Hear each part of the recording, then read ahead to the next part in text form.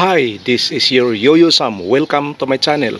To all subscribers and non-subscribers, you are very much welcome. And if you have any comment, just go to the comment section of my channel and hit also the notification bell so that you will be notified as long as I have new upload.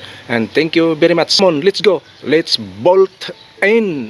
Ito ay pigaan muna siya ng suka bago siya lagyan ng mga rekado, kasi kung idiretso mo siya, hindi matanggal yung mga dulas-dulas na parte ng isda. Kaya ito siya, ibabad mo siya sa suka sandali upang siya ay maluto. Pagkatapos niyan, tanggalin yung suka na nilagay at doon na siya timplahan ng gusto. Ito yung aking gawing kilawin. Ang kilawin ito ay lagyan ko siya ng gata. So tingnan nyo ako kung paano paggawa ng kilawin na may kasamang gata. Hindi kayo at samahan nyo ako sa aking mga kilawin ngayon na aking gawin.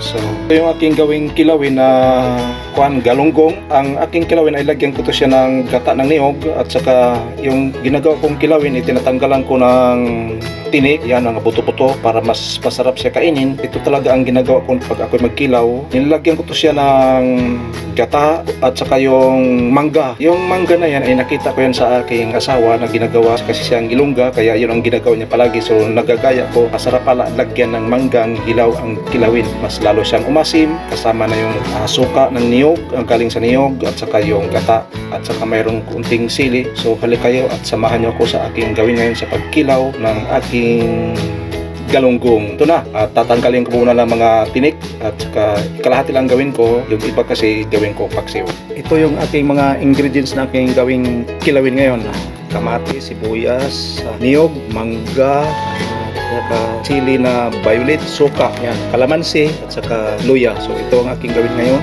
Kayurin ko muna itong aking niyog. Pagkatapos niyan, kayo din ang ilagay niyan pagpampiga yung suka. Hindi pwede sa tubig na gawing paglagay suka talaga para mas maasim.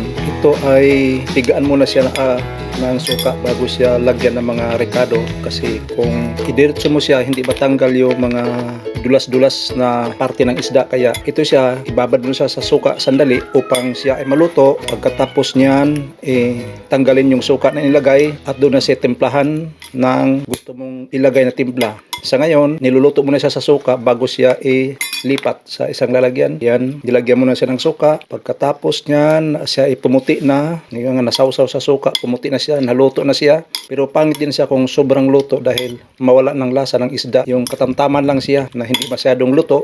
Tapos niyan, lagyan na siya ng mga sahog. So ito muna, akin mo nang pigain mo na to siya, tanggalin yung suka na inilagay para mawala yung mga dulas-dulas sa isda. Pero hinugasan na to siya ng tubig, fresh na water. Ito muna. At ito naman yung niyog na kinayod ko. Lagyan na siya ng yan, suka ang pagtiga para pagkaroon siya. Hindi pwedeng tubig, kasi kung tubig, tabang siya, pangit. Mas maganda talaga suka ang ipiga niyan upang magkaroon siya ng katas. Yan ang aking gawin ngayon. So sandali lang, aking munang pigain. At ito, ilipat ko na yung piniga ko na suka, gata. Yan, kunti lang kasi kunti ko siya. Pangit din kung maraming gata para na itong tinula. Kaya katamtaman lang talaga na kunti lang ang sabaw. Yan, at ilagay na yung mga dapat ilagay. Ito na yung kamatis, sibuyas, mangga, yan, at saka luya. Yan, marami na siyang laman. At saka itong sili na violet, pisain ko siya. Ito, pisain natin bago ilagay. Pero kahit pisain mo siya, hindi to siya masyadong maanghang dahil nandoon yung hindi makapagkuhan siya ng anghang dahil ang gata nakapagpigil sa anghang niya. Kaya yun, yan na, antayin muna ng ilang sandali bago maluto. Ayan, ito na yung aking kilawin. Lagyan ng gunting asin at saka pigaan ng kalamansi para mas mabango siya. Ayan, pigaan ko din ng kalamansi. Ito na, pigaan na ng kalamansi. Ayan, masarap na to. Masarap to kung mayroon saging na hilaw, sinaing. Sarap to, at saka yung kamuting kahoy. Yun, sarap pares nito sa kinilaw. Yan, ito na yung kinilaw ko. Kilawin na galunggong at may kasamang mangga, may isang piraso. Antayin mo natin na maluto na siya. Tikpan ko na, malasa na siya. Kulang pa ng anghang dahil nakatagos yung anghang sa gata. Kulang pa yung sili. So, ito na yung aking style na paggawa ng kilawin, yung galunggong, kasama yung mga manggang hilaw, kamatis, sibuyas, at luya, at saka sili na maanghang. So, halik kayo at ating tikman na ang aking kilawin. Ito na yung kinilaw, so tikman ko na. Plus, tuba. Ito yung tuba, 1 litro. Pag medyo mapait, parisan ng Coke. Tikman natin ang tuba. Oh, makarob-karob.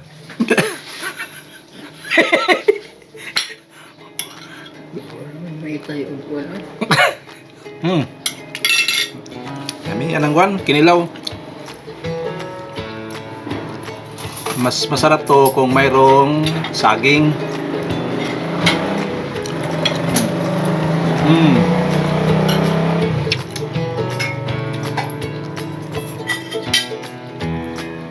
Yung kinilaw na isda, galunggong, alang-alang 50. Uy, mahal. Huwag ka lang, tuba. Hindi kang tama. Na-impress to. Nagbukas pa tipsy. Kopli ay. Okay. Hindi mo ka magpamangga. Ang dagang puno diha sa mangga. Hindi ilagay ko eh. Kuba naman kayo na. Katulto mo ko dahil. Hindi mo pulusot. Ikaw din nakaguba.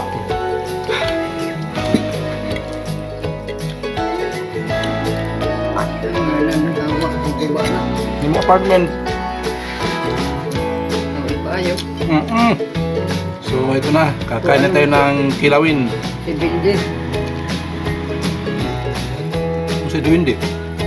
Kanang kuan. Kanang sukod anak. Supog kan silda. Lalong umasim dahil may mangga siya na kwan. Isang sasi na silberso na suka, kulang. Ginawa pang panghugas ang isang silberso na suka. So, ito, kakain na. So, this is your Yuyo-san. Thank you so much for subscribing my channel. Please don't forget to like, share, and subscribe my channel. And share it to your friends or pal.